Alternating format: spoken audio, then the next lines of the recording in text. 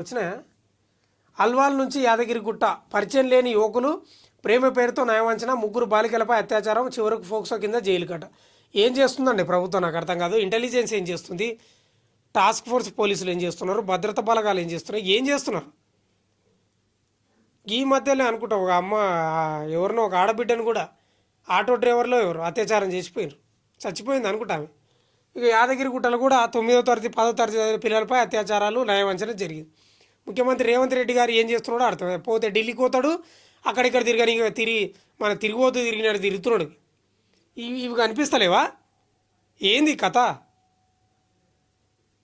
లాఠీలకు పని చెప్పండి. చెత్తనా కొడుకులు చాలా మంది ఉంటారు భూమి మీద. ఏం నరుకుతున్నారో మీరు నాకు అర్థమైతే లేదు. ఇక స్పీచ్లు మాత్రం బాగా ఇస్తున్నారు, బ్రహ్మాండంగా ఇస్తున్నారు. ఇక్కడ పని మాత్రం అయితే లేదు. ఏమైంది అసలు? పరిచయమే లేని ముగ్గురు బాలికలను ప్రేమిస్తున్నామని మాయమాటలు చెప్పి వారిపై అత్యాచారానికి పాల్పడ్డారు ముగ్గురు యువకులు.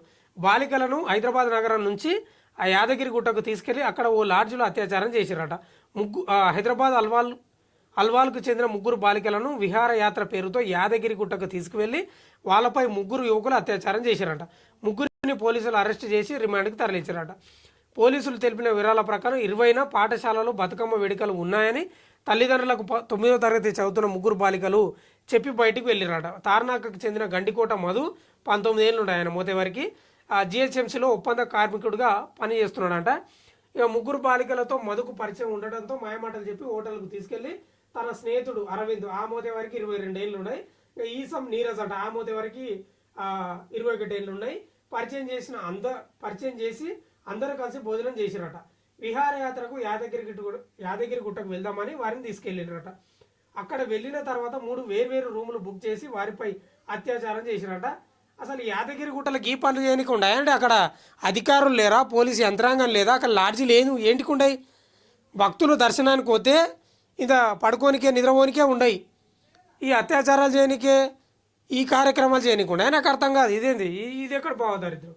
తమపై అత్యాచారం జరిగిన విషయం బాలికల తల్లిదండ్రులకు చెప్పడంతో స్థానిక పోలీస్ స్టేషన్లో వారు ఫిర్యాదు చేశారట. పోలీసులు ఫోక్సో యాక్ట్ కింద కేసు నమోదు చేసి ముగ్గురితో పాటు రూమ్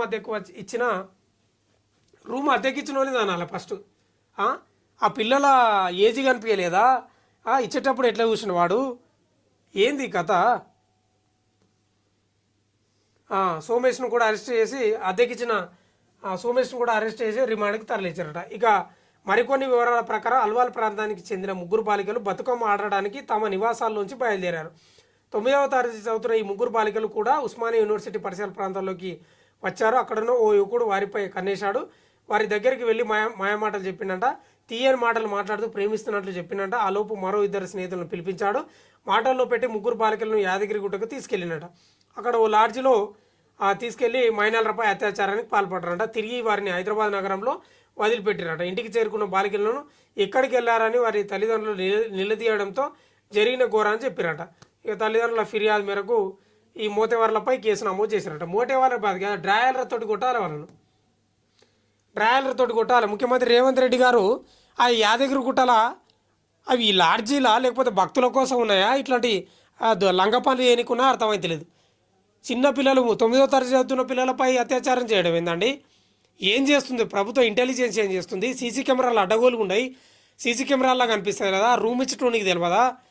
ఏంది? ఎక్కడ పోతుంది పాలన? అత్యాచారాలు ఏంది? నాకు అర్థం కాదు.